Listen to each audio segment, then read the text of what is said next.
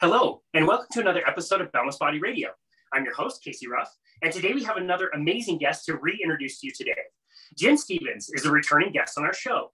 Be sure to check out her first appearance on episode 48 of Boundless Body Radio.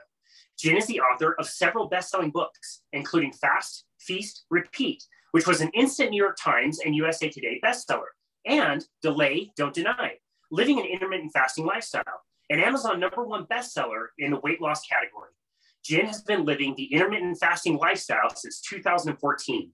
This lifestyle shift allowed her to lose over 80 pounds and launch her intermittent fasting website, Facebook support groups, 4 self-published books, and 3 top-ranked podcasts: Intermittent Fasting Stories, where Jen talks to a variety of intermittent fasters from around the world, the Intermittent Fasting Podcast with co-host Melanie Avalon, and Life Lessons with co-host Sherry Bullock.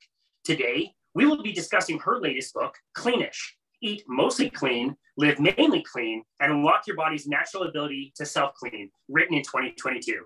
Jen Stevens, what an absolute honor it is to welcome you back to Boundless Body Radio. Well, thank you. I'm so glad to be here. I actually wrote it in 2021, but it came out in 2022. That's true. We did talk about that on our last interview. I think we talked maybe in January of 2021, and you were just finishing some book, and this was the book that came out. I was writing it. If we talked in January, I was in the middle of it. I was not anywhere close to finished in January of 2021. I was supposed to turn it in March, and it got turned in April, let's just say. But yeah. Well, the book writing process doesn't seem like a very easy or quick one. Hard. I've heard from so many authors, like, just to put out content is one thing, but the process of getting it to a paper book is completely different. It really, really is. It's absolutely all consuming. It's all you can think about and all you can do. And it's a lot of work. And I actually have learned since then that a lot of people have ghostwriters, and I'm like, what? Maybe it sounds cool not. if you say you have those. That's great. Oh, that's awesome. Well, I also got the audiobook, and I was really happy in the first few seconds to know that you were going to be the one narrating it, which I think is great. A lot of authors say that is a really, really difficult part of the writing process, is actually narrating your own book. Is that true? It's very, very hard. How does it sound? It sounds great. You have. Can I tell you a secret? Yes, please. I had COVID the whole time I recorded. No way. I was supposed to go to Atlanta to record it. And then like 2 days before I was supposed to go, I had a little tickly nose and started getting a little fever. I'm like, oh no, this is in the fall of 2021. And I'm like, I think I'll just take a test just to be sure. Maybe it's a cold. No, it was COVID. So oh no. I was like, well, the show must go on. So I did it. Wow, you did a great job. I would have never in a million years guessed. You sounded glad. Great. I had to take breaks. I had a great team. I had a director and an audio engineer we did it virtually from sitting right here in this chair. And I would start to sound weird. They're like, all right, go take a steam break. And I would steam. I'd get a pot of hot water and steam my face in it. That's amazing. What a warrior. Well, I did it. That's amazing. That's fantastic. Good for you. I'm so excited to talk about your new book, which I have behind me. You sent me a copy, which I absolutely love. It is quite comprehensive, I have to say. And, you know, when I saw the title, I expected to read a lot about diet. And of course, you include diet in what you talk about, but there's so much more to this book than just diet. And so I would love to know, when did that kind of concept start to form in your mind of something that you wanted to talk about and you wanted to write about? Well, it really just it came out of a process that's been my life of cleaning things up, right? You know, as you mentioned, I lost over 80 pounds with intermittent fasting, and that certainly changed my life. And I've been maintaining that since 2015. So it's been like over 7 years I've been at maintenance. But as a part of feeling so much better and feeling good in my body, I started to gravitate towards higher quality foods. And I realized the better I ate, the better I felt.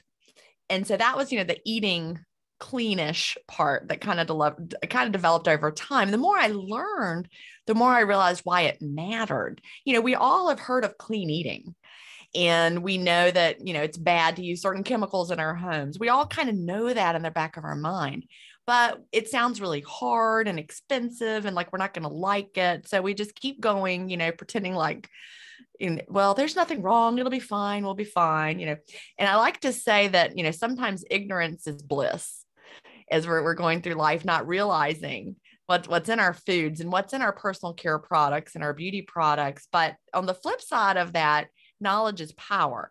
And so when I started to learn more about, the power of real foods and the chemicals that are in so many of the things that we eat, it kind of also, transferred over into other parts of my life. Well, what am I putting on my skin? What's in my toothpaste? And the more I looked, the more I learned, the more I realized it really does matter. And it doesn't have, if you want to live your healthiest life, with the best chance of living a long and healthy life and feeling good in your body, it really does matter what you put in your body. It matters how often you put it in. There's the fasting part, but it also matters what you put on your body or surround yourself with. And we're in a world now that's very, very different from how it used to be 20 years, 30 years ago, 50 years ago, and so forth. But, it doesn't have to be complicated or expensive. There's so many great options out there. And there really are things we can do that are easy to do and don't cost more. And these products and these foods, the foods are better. They taste better. They're more delicious. You feel better after you eat them when you're eating real foods. And when you're using the products, you may find allergies that you thought you had, they go away because you're lowering your toxic load. So it really just becomes, it's like the snowball effect. You change one thing, you feel better, you learn more, you change something else, you feel even better. And then the changes just build up until your life looks completely different. So that's really what happened for me. Did I just talk in circles or did that make any sense? No, that was perfect. That was great. It's so interesting. I do want to talk about, some of the products and things we use on our skin and inside our body. I wanted to kind of start with food. And it's really interesting. I notice more often than not, this becomes the catalyst. It almost seems like people start with food and that leads them to address other things in their lives and to clean up other things. But it can also lead to this kind of obsession, I guess I would say, is like, I want to eat better, but then there's no end to me wanting to do better and better and better. And so now I'm, obsessing about the foods that I'm eating in my body. Everything has to be organic, grass-fed, blah, blah, blah, whatever. And that might not even be possible, yet it's almost like the stress of trying to eat perfectly clean is almost counteracting any benefit I might be getting from really good food. How do we know where to draw the line? Well, that's where the ish comes in, and you draw the line where it stops feeling comfortable and easy, right? We want to make changes that let us still enjoy our lives. In the book Cleanish, I talk about, seed oils, for example, all these modern seed oils that, like canola and soy oil, corn oil, all these oils are really not good for our bodies. They're very, very inflammatory. So we would all do better to never have soy oil, for example, ever again in our lives. However, that would mean you could probably never eat at a restaurant again for the rest of your life. And that's not realistic. I give the example in Cleanish of mayonnaise. I eat lots of things. Like I only buy organic butter, for example, but I use a lot of butter. So for me, if I'm going to use a lot of butter, then it needs to be the highest quality butter that I can find. That makes a difference for me. And, organic butter isn't like less enjoyable than regular butter. It costs more. That's the only trade-off you have there with organic butter. So that's an easy switch to make. Now let's talk about mayonnaise. There's a brand of mayonnaise I could buy that doesn't have those harmful seed oils in it, but I just don't like it as much. So I buy the kind that I grew up buying, Duke's mayonnaise. I'm sure it's got GMO in there and soy, and it's inflammatory. But the thing is, I don't use a lot of mayonnaise. Like I use mayonnaise sometimes, like, if we have a grilled cheese sandwich, for example, I'm going to put a little mayonnaise on there. Or if I have an egg sandwich, or I pretty much only eat mayonnaise on something like that. It's a rare kind of a thing for me. So I use the mayonnaise that I like. I use Duke's mayonnaise. It tastes the best to me. I've tried the other one. I like Duke's more. So because I make the effort on the things that I'm using most of the time and the things where it really matters the most, it's okay that I've got standard mayonnaise in my refrigerator. That's the point about being cleanish. Yeah, I absolutely love that. What a great example. And I have to say, I think we're going to throw a lot of brands under the bus in this conversation. We're going to lose a lot of potential sponsors, but maybe Duke's will be willing to monetize this podcast as sponsor. Now that we've gave them a plug. It's great. I don't think I would let Duke sponsor me, even though they do make delicious mayonnaise. If they tried to sponsor me, I would have to say no. Although that would be kind of funny. The mayonnaise that's so good, I don't care. No. Yeah, exactly. Hilarious. Well, you gave a great example. And I think of in my personal life, I give people definitely a pass when it comes to condiments because you're not going to eat that many of them. Right. But one of the things that I am completely 1,000% aligned with, grass-fed, grass-finished, pasture-raised. I want my meat to be the very absolute best quality. If I could meet farmers, I would do that. But I don't like the taste. I have such a tough time with the taste. I don't know if it's the plants around here or whatever. And so it's hard to ride that line of like, I believe in this so much, but I know that if I do this, I actually will have a really tough time eating this food. I won't enjoy it. And so it's, again, it's kind of tough. Yeah. So I used to not like the meat as much, but my tastes changed for that over time. So now I do prefer the meat. But it's funny that you said that because I remember when I didn't like the taste as much. It is different. Yeah, interesting. Maybe it's like organ meats where it's like acquired over time. Right. Or it could just be like here in Utah, maybe the animals have access to different plants than they do in a different part of the country. Who knows? Yeah, who knows? Very interesting. So as we're trying to decide how to eat cleanish when we do eat, I know that fasting is part of that, and maybe we could talk about that as well. Where should we start to focus as far as priorities? What things do we need to make the most simple changes right off the bat that can be easy for anybody?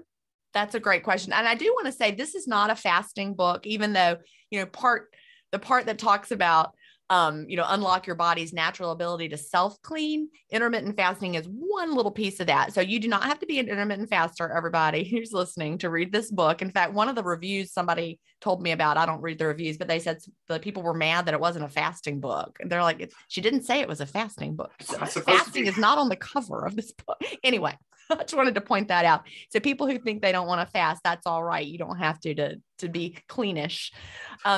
So when you're figuring out, how to eat mostly clean, that's where you're going to be guided to create your own personal definition of what that means to eat mostly clean. And all throughout the book, I'm going to present information to you. For example, I'm going to talk about seed oils, and then you're going to decide how much do you really want to avoid that. Like I would never cook with seed oils in my home, but I would eat a French fry at a restaurant if, you just have to decide where you're going to draw the line. The key is you want to prioritize real food. You want to prioritize nutrients, and you also have to stay within your budget. I buy organic whenever it's feasible and reasonable, but there may be a time that I'm at the store and they don't have the organic and I have to buy something conventional, some conventional produce, and it's all of a trade-off. So you have to just decide what fits your budget, what's available around you.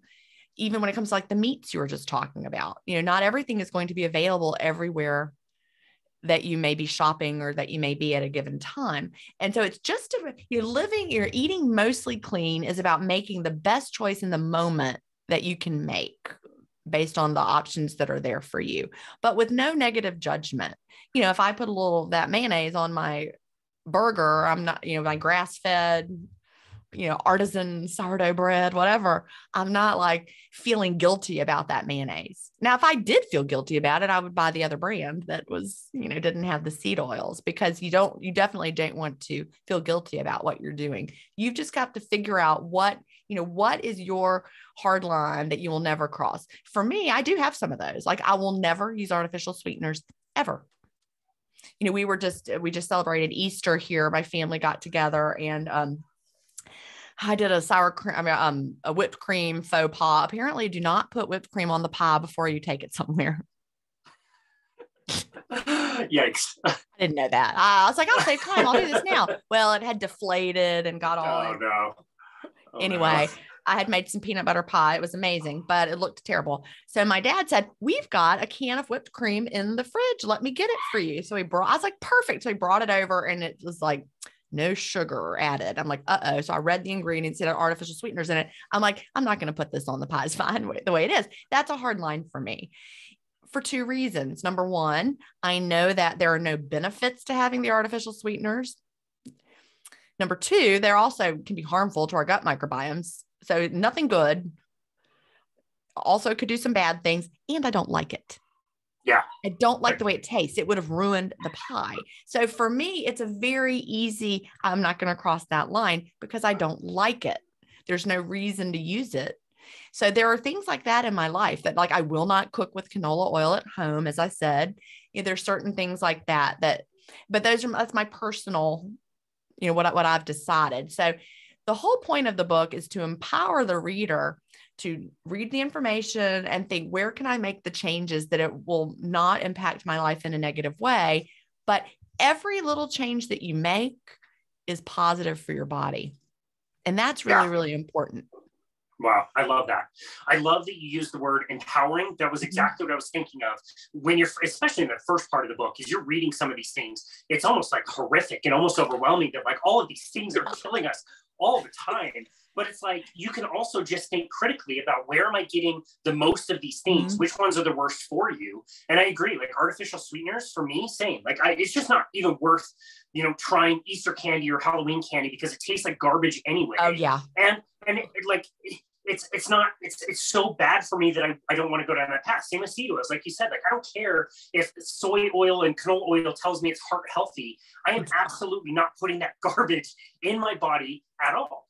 Right. But then I know that I can make other, sessions along the way and say, okay, maybe having this some of the time is not that bad. Right. And it really is. And your body starts to let you know. There's a concept I first learned about years ago when my son was dealing with food sensitivities and environmental allergies, and it's called the bucket effect. And I talk about this in Cleanish. And basically, if we think of our bodies as like, a bucket of what we can tolerate, and the bucket fills up with toxins that your body has to process, allergens, all sorts of things, chemicals that come into your body, and your body can handle, whatever fits in your bucket. But when you overflow that bucket, when more comes in than your body can manage, it's overflowing. And that's when you start having issues. That's when you start having the symptoms. For my son, it was behavioral. He had behavioral responses to the things that made his bucket overflow. So as long as we kept the low level of his bucket down through what he ate and what we exposed him to around our house, made a huge difference. So the same for us. If I go out of town on a vacation and I'm eating at restaurants for every meal because I'm not at home, I start to feel inflamed or puffy. My body lets me know. And so the same at home, if I start to gravitate towards, even organic foods can be ultra processed, the snack foods, and even organic snacks can have, the seed oils in there that might be organic seed oils, but I start to feel puffy and not my best. And I'm like, what? I've been putting more in than I should have. And the same with the things in your environment. If you're in a car and with someone and they have like air fresheners in there. I took a trip with my sister a few months ago, and in her car, I will never ride a long way. I love my sister, but never will I ride on a trip in her car ever again. She had one of those hanging air fresheners, and I started to get a headache after 5 minutes. And I was like, oh no, I should have driven. And my head started to hurt and I started to feel worse and worse. The whole time we were in the car, I felt terrible. And I got home and the whole day, and I still felt awful. And I was like, I can't believe you can stand this. She's like, I don't even notice it. Totally. But I certainly started to notice it. But it makes me wonder, how much better would she feel if she got that out of her environment? She doesn't even notice it. It's when you get the things out, then you notice if they start coming back in, you don't feel your best. So your body really does let you know when you're feeling better and better and better over time. That's a sign you're doing something great for your body. And then if you start to feel worse again, you're like, all right, what has slipped back in? What's happening here? Yeah, that's a really great point. That's a great example too of something that most of us spent the entire 80s and 90s being around all the time, and none of us really noticed. But you're right, when you get more healthy, you are more sensitive to things. Recently, somebody turned on a microwave near me. I never use a microwave. I only use cast iron or some other like an air fryer. Somebody turned on a microwave, and it felt like my brain was getting cooked. It was like such a weird thing that I used a microwave for everything my entire life, and for whatever reason, it just didn't feel great to have on. And I believe that's part of that sensitivity. Well, energy, everything is made of energy. My husband is a chemist. He has a PhD in medicinal chemistry, and at the molecular level, we're all energy. So yeah, that energy of that microwave is just not doing well with you. Not great for me. No. Before we leave the food and talk about some of the products that we use for cleaning and self-care, I do want to talk to you specifically about fasting, since you are a fasting expert. And I know that's a small part of your book, but it is still a part. And I think most of us can think of fasting as being beneficial because it means that there's less time that we have in the day that we can be eating crappy food. If for nothing else, it just limits the amount of times that you can do that, because you can't do that if you're limiting the amount of time you eat. But there's also some special things about fasting for other reasons that make it really beneficial as something that can help us clear toxins and all kinds of do so many good things for us for health. Can you talk about some of those? Yeah. And think about this. I like, there's an analogy about like you're having a party at your house and the party is going on from sun up to sundown every single day. The party goes on. New people keep coming in all day long to your house, right? Party, party, party. Every time the sun comes up, more people come in. Think about how dirty your house would get. It would get trashed from this constant party that was going on all the waking hours. So you would need, how would you clean your house? Well, everybody would just need to go home. Once they go home, then you're like, okay, you're looking around, you're like, well, now I have time to clean up because everybody's gone. I can clean up. So just like you don't want to have a party every day or your house would be destroyed, we kind of do that in the modern world when you start eating first thing in the morning and you eat snack all day long. And then you go to bed, then you wake up the next day and you do it over again. You know, your body needs time for self-cleaning and for repair. And the modern food landscape of eating from sun up to sundown and then beyond even every single day does not give your body the time. You know, the little 8 hours that we're sleeping is not enough for your body to do all the cleaning that it needs to do. And so that is why fasting is so great. Back in 2016, you know, I'd already been doing intermittent fasting. I'd already lost the weight I needed to lose, but all of us, and we all thought of intermittent fasting at that point as just a way to eat less. And it was a great way to lose weight. That's pretty much all we knew. Then suddenly in 2016, the Nobel Prize for Medicine was awarded to a researcher who was studying autophagy. And we were like, what is that? We'd never heard of that before. I guess unless you were a researcher, you hadn't, or, you know, a high-level biologist had heard of it, but most of us had not. Well, it turns out that we need to have a certain amount of autophagy going on in our bodies, and that is our body's self-cleaning mechanism. It's where our body, you know, get down at the cellular level, is recycling old proteins and cleaning up junky cell parts. And there are several things that promote increased autophagy: exercise, coffee, polyphenols, which are chemicals in plant foods, but fasting also increases autophagy. So suddenly we were all very excited because we were like, hey, while we're not eating, our body is doing cellular housekeeping. And that was a very exciting thing to think about. It gave us more reason to really embrace the fast for more than just, here's the time when you're not eating. It's like, oh, here's the time where some really important things are going on in my body. That's where your body can do the cleaning that it needs to do. And we know that as we age, autophagy becomes downregulated in our bodies. So as we get older, we want to live longer. We want to be healthier. We want to have increased autophagy. So the things that we can do to promote it, again, intermittent fasting, and also exercise, you know, eating plant foods, those sorts of things, you know, that'll keep us going a lot longer. Yeah, that's great. That's such a great analogy and a great way to think about that. It also reminds me why I don't host parties in my house.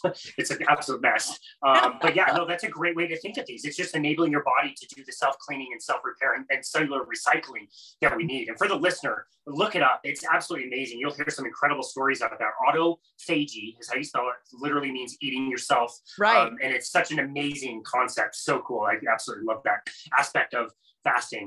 And I was fortunate enough to come across the work of Nadine Artemis several years ago. She was she's the author of Renegade Beauty. She was featured on the Go Rewild Yourself podcast, which is the first time I'd ever heard of her.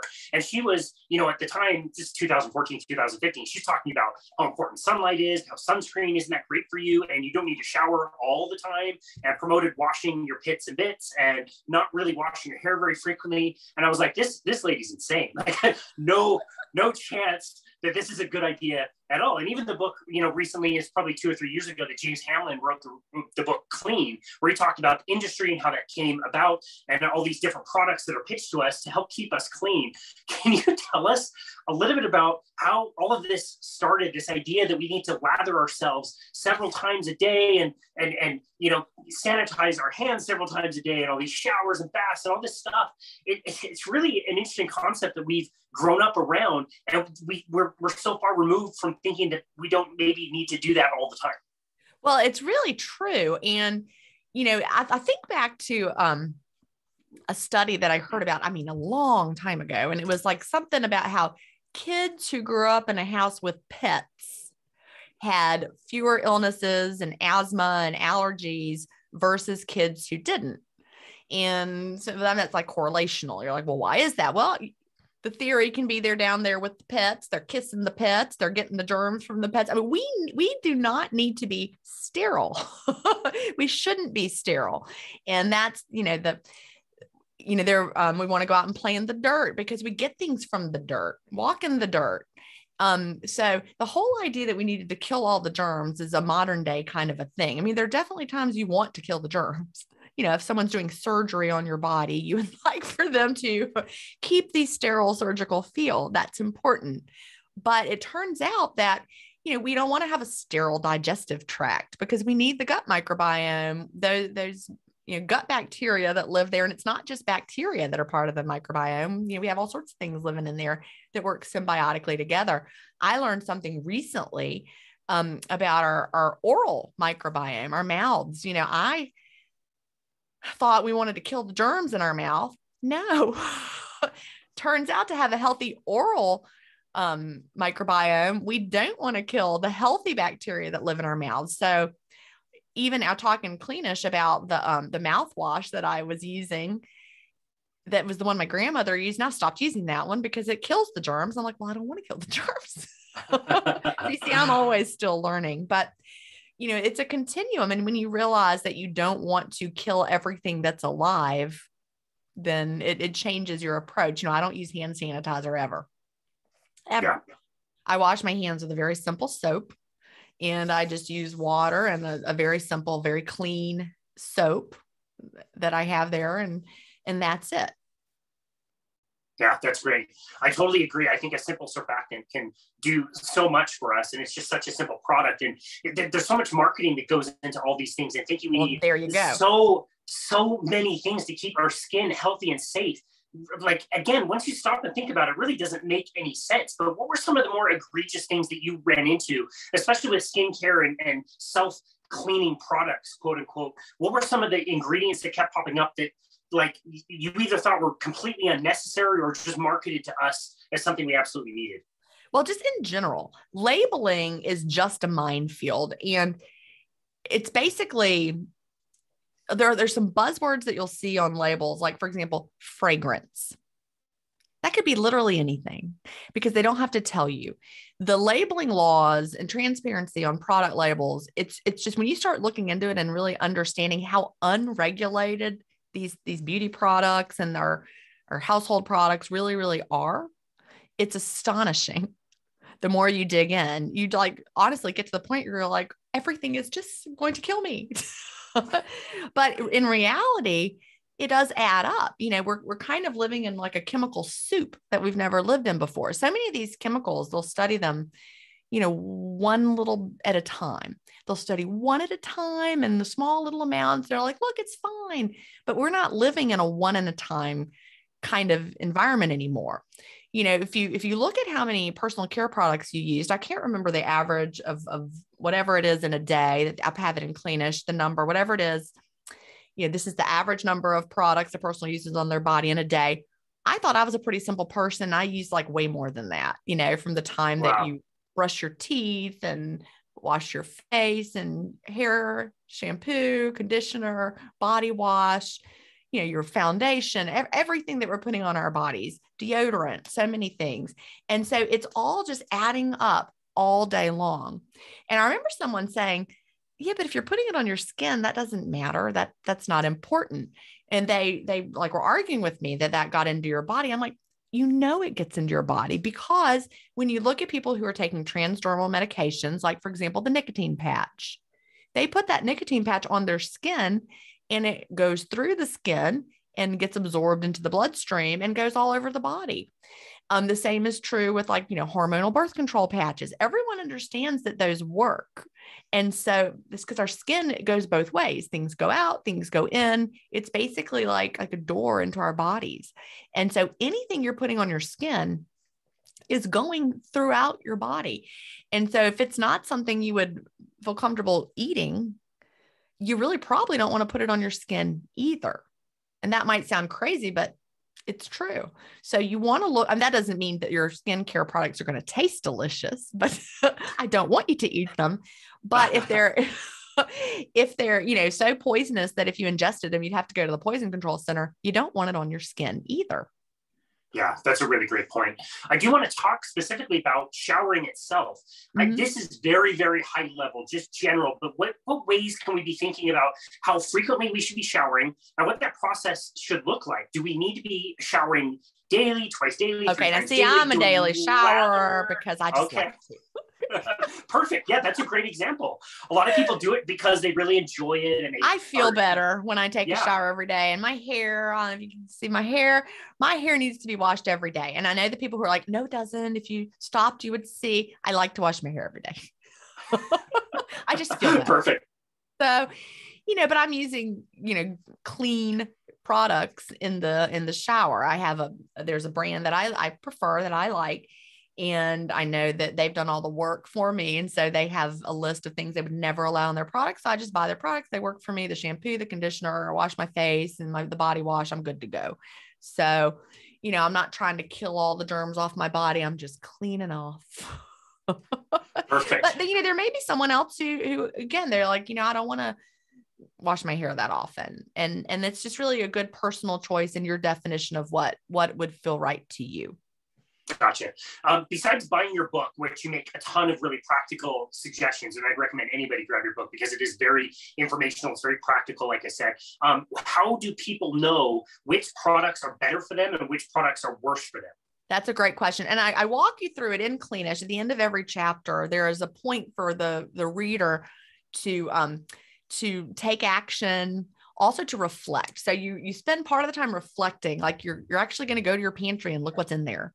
And you're going to go to your bathroom cabinets and look what's in there. So this is not the kind of book you sit down and start on page 1 and you read the whole thing and they're like, all right, I read that. I can do. No. At the end of each chapter, like this is the kind of book that really you should work your way through in months. Like to this month, I'm focusing on this and piece by piece by piece. And in the book, I give you some resources for where you can go. There's a lot of them out there. Resources to go and check your products. For example, the Environmental Working Group is a great organization and they do the research for you, and you can use their app and you can look things up and you can find the ratings for different products. That's how I, found the mouthwash that I talked about in Cleanish, because it was one that was rated higher. I just went to the category, started searching, and it was a highly rated option. So I'm like, all right, I recognize this brand. I'm going to buy it. And so it's really easy to do. There's also an app that I didn't know about when I wrote the book. A friend of mine told me about it. It's called Switch Natural. She doesn't know me. I don't know her, but it's a really great app. If I'd have known about it when I wrote Cleanish, I would have put it in the book, but you have to pay for it. The EWG app, Environmental Working Group app, is free, but the Switch Natural app, it lets you take a photo of an ingredients label and then it tells you what's in there, like what's hazardous and what is not. So I love that app. Switch Natural, again, is the name of it. And she doesn't know me. I don't know her. I'm not making any money from suggesting it. It's just a great resource for checking your products, awesome. Because so many of the products I talk about this in Cleanish a good bit. We're victims of something called greenwashing. And it happens in the food industry, but also in the cleaning products and our personal care products, because you realize they use buzzwords on the labels that make you think their products are safe and natural, but really they're not. And when I really started digging in, I would have sworn to you that I was doing a good job. I was buying better options and doing a good job. And then I started looking them up. Like, for example, the hand soap that I used to have by my kitchen sink, it was dishwashing liquid because I wash my hands in dishwashing liquid. I use them for the same thing. But I was like, this is a good brand. It's one of those brands. It's cleaner and safer. So then I looked it up in the app. It had a very, very bad ranking. I was shocked. In fact, when I compared it to that blue dishwashing detergent that so many people use, they use when the oil spills on the animals, that one rated higher than the one I'd been buying. Wow.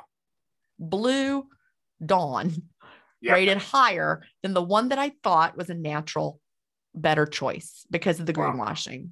And I was shocked. So I made a switch to a different brand completely that rates really, really high, better than the blue one. But my friend who was using the blue one was doing better than me. And I thought I was doing a good job. And that's greenwashing. And, you'll see it everywhere. Once you get in tune with it, you'll start reading labels and they make things seem so fresh and natural, and then they're not. Yeah, that's a really, really great point. I have loved that app. I use the one that you suggested, the EWG app, and to be able to walk around and type in things. I did the same thing. I thought I was doing okay with some of this stuff. I've been aware of this for a while. And, we buy a certain kind of hand soap that we keep in our bathrooms and whatever. And lo and behold, wasn't the greatest. I know that some of the fabric softeners I use are, they're just not going to be great. I know some of our dishwashing, chemicals and things we use for that, they're not going to be great. But I was really surprised that some of the stuff that I choose to put on my skin did not rate that well, even though it's marketed that way. It was shocking. Yeah. I bet it was the same brand. Probably. We can throw all of them under the bus. I don't even care. I think that's great. When somebody is, shifting from going from the things that they're putting on their body to the things that they're using in their home environment, especially, where are we going to see the most egregious things there? I mean, I remember hearing, and this is probably 15 years ago, and I don't doubt that it's still true today. I remember hearing that using, air fresheners or things like Febreze is pretty much the most toxic thing that you can probably spare around. It is still awful. Okay. You don't need any of those fragrances at all. Clean has no smell technically, but I mean, if you like to have a scent, then you need to get that through essential oils. You can use essential oils, and maybe, I would still research those just to make sure, because actually I found out some oils are not good for pets. That they're not good at all around cats, for example. So you still need to be careful, even though essential oil is natural, be careful with it. But if I want a scent, I actually put organic peppermint oil in a little jar with water, and I'll go around and I'll spray it around the house, and it smells amazing, and it's fine.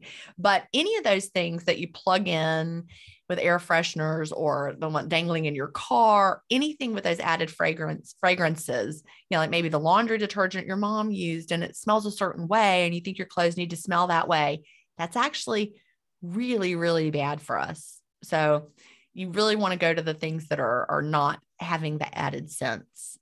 Yeah. So and then you'll feel so much better. I completely no longer have seasonal allergies. Wow. Yeah. Wow. That's impressive. Yeah. That's amazing. And a lot of that is coming from the fragrance itself. Could be all kinds of different chemicals. So many things. It all adds to your bucket, right? Think about that bucket. It comes into our bodies in all the different ways. And there's really no benefit to having those things. If it's covering up a really bad smell in your house, I would focus on, why does my house smell bad, and try to get rid of that. It's the teenagers. Get the teenagers out. Well, okay, that's true. But do not buy your teenagers all that body spray stuff. There you go. That's funny. It's just a matter of things like baking soda. If you've got a rug that smells bad, put some baking soda on it and let it soak in. Or, let it settle, kind of rub it in there. It'll absorb the odors. Completely non-toxic.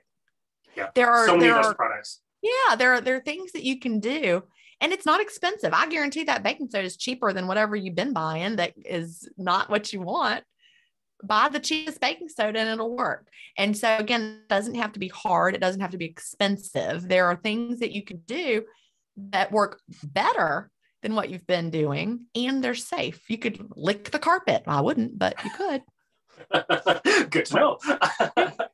Yeah, that's so interesting. Is there a difference and how we should think about products that are going to come in contact with our body, like say the fabric softener, the hand soaps, those kinds of things, versus maybe something that we may or may not ever contact besides whatever's coming up from, you know, the odor of the cleaning solution, but maybe say like something that you're going to use to clean your countertop.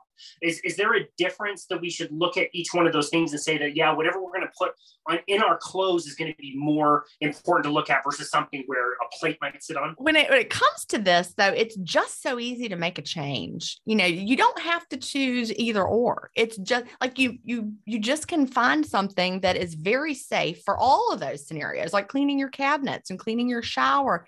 There are things that are very, very safe and not expensive. So you don't have to say, well, my counter cleaner's pretty dangerous, but I'm not touching it. I'm wearing gloves. You don't need to even have a dangerous counter cleaner. Get a safe one. It's so easy to do. And you're right, though, about laundry. Laundry is touching you all the time. The smell is with you all the time. Yeah, I went to a friend's house a couple months ago and stayed with her. And I came home and I'm like to my husband, like, smell my shirt. The fabric softener smell was like with me. And it didn't smell good. I mean, I wasn't happy about that, but you know, you just get used to it in your environment until it's gone. And then you really, really notice it. Yeah. Yeah, that makes a lot of sense. It seems like something that would accumulate, especially if you spent a lot of time there. Now, I kind of look at this the way that you do, where there's kind of two sides of this coin. We want to reduce the overall toxic load, but we also can do things like fasting and eating clean and all these other things that will help us get rid of the toxins ourselves. So in that bucket scenario, we're putting less water in the bucket, but we're also figuring out how to get water out of the bucket so we can, you know, withstand more toxins if we have to go and visit friends for a few days, or we have to go on vacation and not eat our ideal diet. What are some of the things that we can do to our own bodies to help enable us to deal with toxins much better?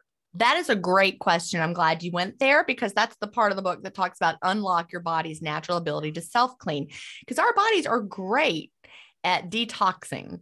And we've got organs that do that for us: our liver, our kidneys, our skin.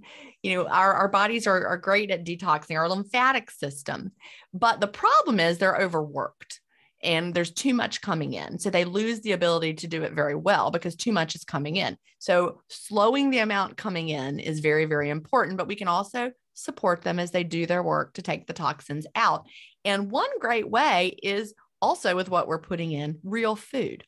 Because real food contains chemicals in it, the phytochemicals, the vitamins, the minerals that actually work with our body's self-cleaning mechanisms. They work with our liver. Like our liver can't do its job without certain nutrients that it has to have to do the detoxing. So it really is as simple as put less in, and then your body won't have as much to clear out, and put in real food, because the real food actually helps your body do the work it's supposed to do. Fasting also helps with that.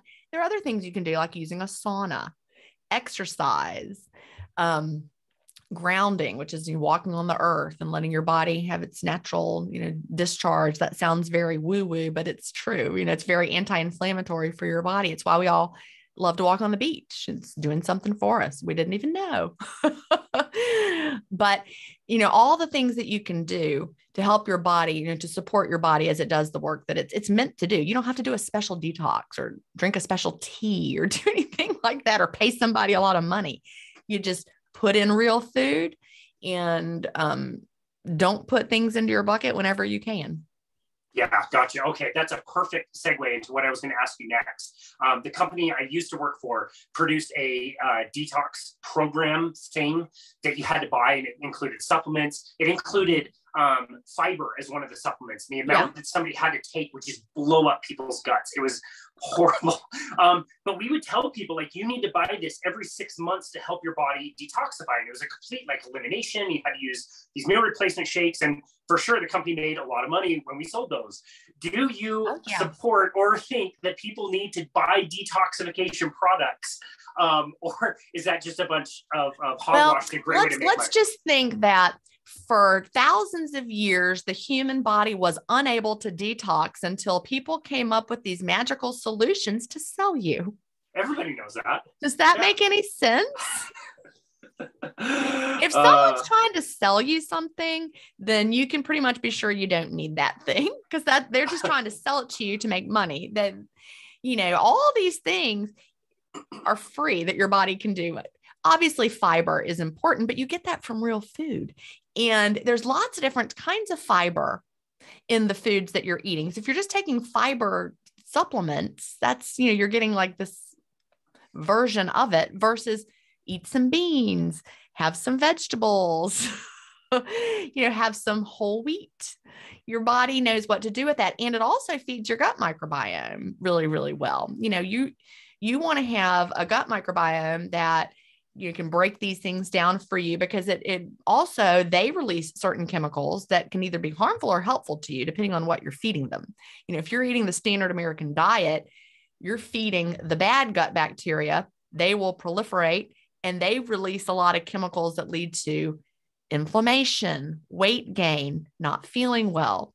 Versus if you put in the kind of foods that feed the bacteria we want to have in there, you're not needing to take a fiber supplement, because you're eating the real foods that feeds your gut well.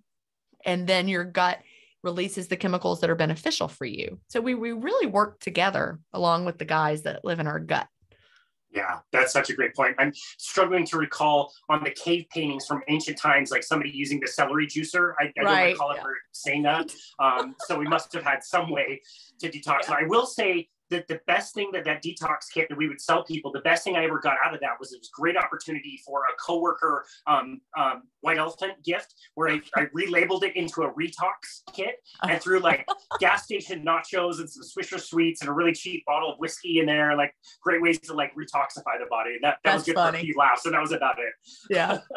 Well, that's great. So again, we kind of already asked this, you've already kind of alluded to this. There is a certain style of your book and a certain way that you want people to go through your book and understand this and approach this. But for somebody who's maybe feeling a little bit overwhelmed, what are some of the ways that they can just get started and keep things really easy? Just take it slow. Get the Environmental Working Group app and look at the things you use the most. And again, as I said before, ignorance may be bliss, but knowledge is power. And when you start to realize that some of the things you've been using are not good for you at all, you can start to throw up your hands and say, forget it. It's too much. I can't do it. But for every one switch that you make, that's a positive switch. And so instead of feeling overwhelmed, because we can't live in a bubble and we're not going to be perfect, you're going to make the changes that you can make when you can make them. And that's it. When you know better, you do better. And so the more you learn, the more changes you'll be inspired to make. And then you'll just start to feel better. And it's, again, there, we can't like, here's what happens after 30 days, there's no like big headline like that. It's not like that. But the first time you go somewhere and you have the experience like I had in my sister's car, and you're around fragrance and you're like, man, I feel awful. Then you'll realize how much better you're feeling in contrast. Like, I don't know that I used to realize how bad I felt all the time until now. I only feel like that very rarely. And so it's a much bigger contrast. So I think I just moved through life feeling awful all the time. But as you start making these changes, you'll feel better, and you'll have these experiences that remind you of why you want to keep moving forward. But it really is, like I said, it's a process. Don't expect that you're going to make all these changes. Don't expect that you're going to be perfect.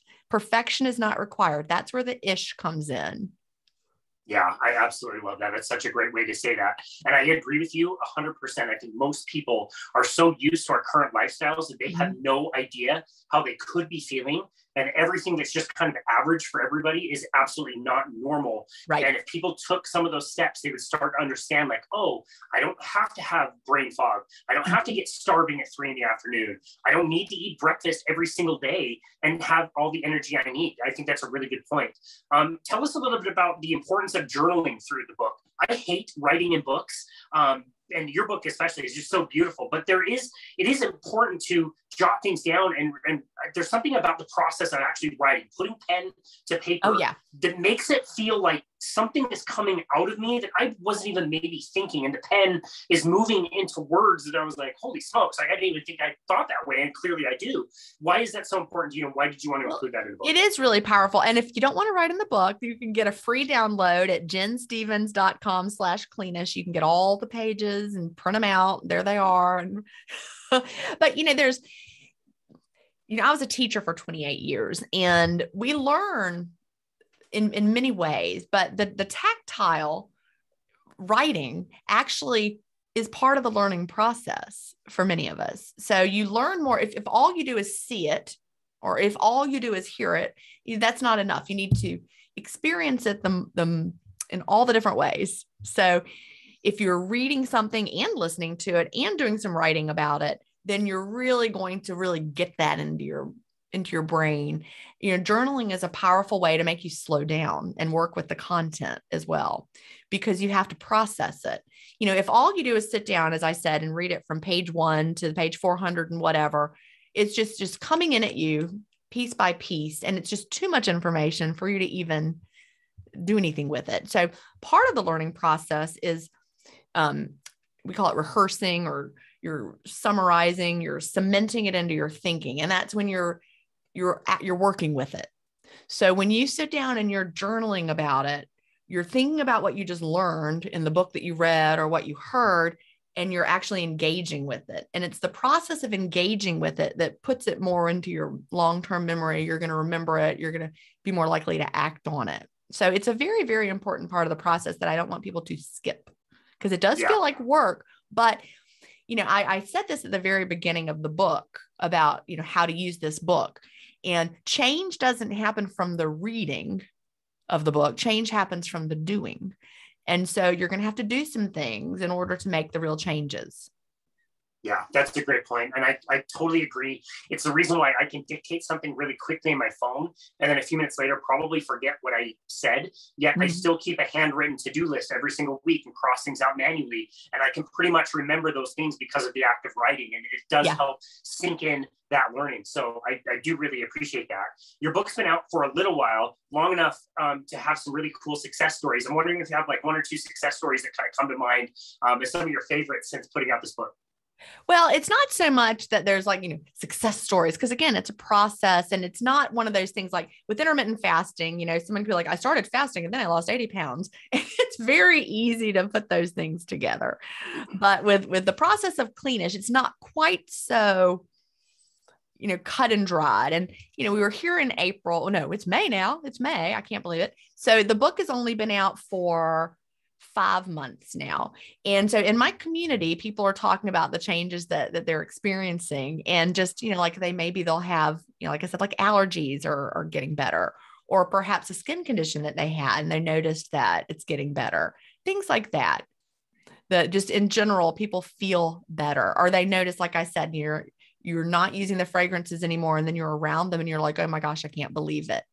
The main thing that I'm hearing from people is how it felt intimidating, but it hasn't been once they actually get into it. It's not as hard. It's not as intimidating. It's not as expensive as they thought it would be. Like, for example, the cleaning products I use now are less expensive than the ones I used to use, because I buy a concentrate that I have to order. So I always have one, spare. When I start to get low on one, I order another one. But I mix my own cleaning products using the concentrate. And it's actually cheaper than when I was buying all those bottles at the store. I have to be a little prepared because I have to know when I'm running out, but it's easy to do that. And, instead of buying mostly water, which is what's in those products at the grocery store, I'm adding my own water to a little bit of the concentrate and I can add some essential oils in there and have, the peppermint scent in the kitchen, or tea tree oil for the bathroom.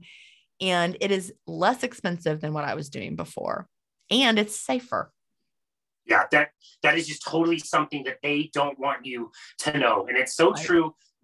White vinegar. or even if you're just using Blue Dawn, I use that on bikes all the time and it cleans them amazing. Like there's products that are simple that you can use that are better than others. And it just takes that little bit of time and work to be able to find out what those things are. But you're right. The reward is that you actually feel better. So it's totally worth going through that process, which I absolutely love. That's fantastic. Is there anything else you're working on for the future now that this book is out and done? Are you going to, continue talking about this and continue writing about this? You've written a lot about fasting. Are you going to maybe put something out about fasting? Is there anything you're working on for the future? Well, I am working on some other things. I can't really share them yet because we're not perfect. My editor and I are still discussing the final products. There will be some more books. I'm not going to write any more books about how to do fasting because I've already written one that I think says it all. You've covered that. I've covered that. I do in the future want to have a revised version of Delay Don't Deny. That one is self-published and it's been out since 2016. And it's time for that one to have a little bit of revision. So I have one more project in between. And then after that, I think we'll have a Delay Don't Deny revision. It's definitely time for that, but I would like that one to be traditionally published as well. So we'll see what happens there, but we need to update success stories in there and a little bit of the little tweaking of the wording that I've, evolved from since 2016, but I'm definitely not going anywhere. My intermittent fasting stories podcast is now coming out twice a week. I have left the intermittent fasting podcast. So that's, I have to get that out of my bio because I'm no longer doing that podcast with Melanie Avalon, but there's a new co-host replacing me. So Gotcha. Well, that's great. We'll look forward to any of your content coming out. You have a really great writing style and make it really easy to understand. And I do appreciate looking at both of those books kind of differently. Like the one is still so true and you did, an amazing job writing it. And that maybe doesn't need to be revised, but also that you can have some wiggle room and you maybe evolve your thinking about a few things. It's nice to nail it from the beginning and be right about so many things, but also, not so much that you can't go back and refresh the understanding or present things in a different way based on our current understanding. And Fast Feast Repeat is still like when I wrote Fast Feast Repeat, it came out in 2020 and I wrote that one for long term, knowing what I already wanted to go and change about Delay Don't Deny that was 4 years old at that point. But Fast Feast Repeat, there's nothing I would change right yet. That one's still good to go. But, we do learn new things and evolve over time. And that's important to keep in mind. Yeah, I totally love that. I do want to ask you one last question about a line that you have pretty early in the book. If I'm not mistaken, it was in the introduction, which the introduction of the book is fantastic. You really deep dive into your personal story, which I thought I, knew at least most of, your story with all of this stuff, but you really went quite in depth with that, which I think is great. But one of the quotes you put early in the book, it says, if you don't make time for your wellness, you'll be forced to make time for your illness. Yeah. I am totally stealing that. I've heard different iterations of that said over the last few years, but that version I think makes the most sense. Can you tell us what you mean when you say that? Well, I didn't make that up. That's a quote that I got somewhere.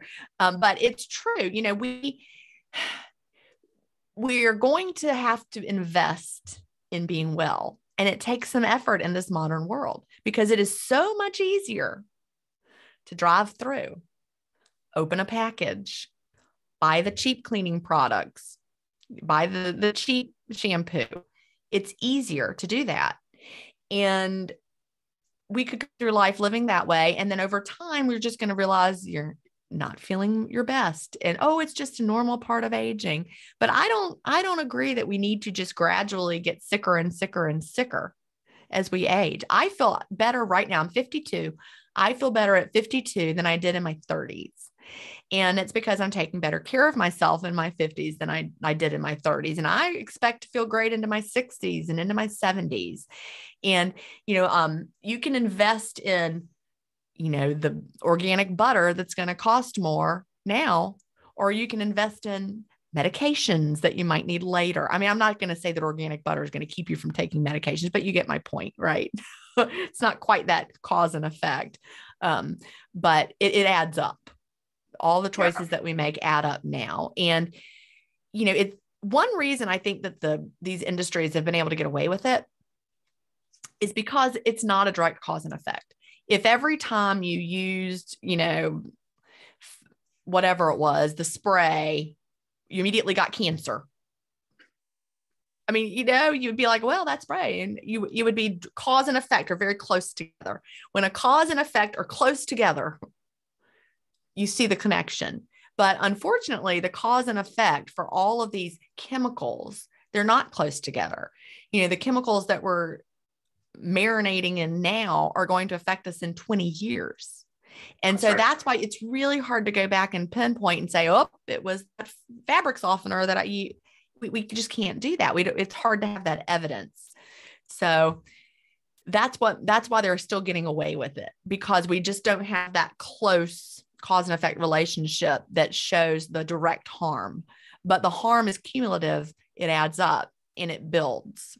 So yeah, that's right. That's why it's called a chronic disease. It's not an acute disease. It's something that takes a very long time to establish. And at that time, there could be many different factors that are contributing to that disease. But yeah, I do think it's worth taking some time now to be a little bit more mindful about our lifestyle and our practices, what we're eating and putting in our bodies, so that we can experience, not only a long lifespan, but a lot of health span and good health for a very, very long time. And there are zero downsides to cleaning it up. There are zero downsides to eating better and choosing higher quality products that are cleaner, other than it might cost more than what you're used to, and it might be a little harder to find, and you might have to spend more time cooking. But other than those trade-offs, there are no negative health problems that you're going to get from making better choices. Only positive. That's such a great point. Such a great point. I absolutely love that. Jen Stevens, this has been such an amazing conversation. I'm so glad you decided to write this book. I find it super helpful, really informative, and something that I'm going to keep around for a very long time to reference over time. I think it's really well done and very well written. Where can people go to find you and connect with you and your work? All right. Well, you can go to jenstevens.com. Jen is Gin, Stevens with a PH, jenstevens.com.